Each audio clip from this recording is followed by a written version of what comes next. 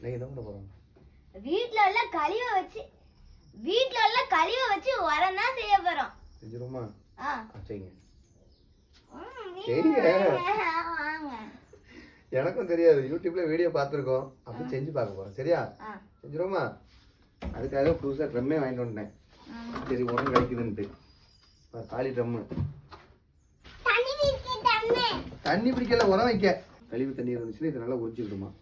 சரியா? முதல்ல இதை வச்சுக்குவோம், தென்னை மட்டைய. அவ்வளோதான், தும்பு போட்டாச்சு. நீ என்ன பண்ணணும்? இனி வீட்டில் என்னென்ன கழிவு இருக்கோ அதெல்லாம் போட வேண்டியதான்.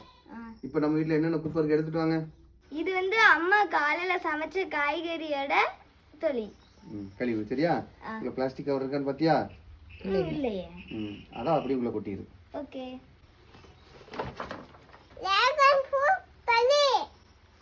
இதை அப்படியே மூடி அங்கே வச்சிருவோம் ஓரத்தில். இனி வீட்டு கழிவுகள்லாம் தூர போடணுமா? பிளாஸ்டிக் கவர் மட்டும் தான் தூர போட போகிறோம், வேறு எல்லாத்தையும் இதில் தான் போட போகிறோம். 2 மாசத்துக்கு அப்புறம் பார்ப்போம்.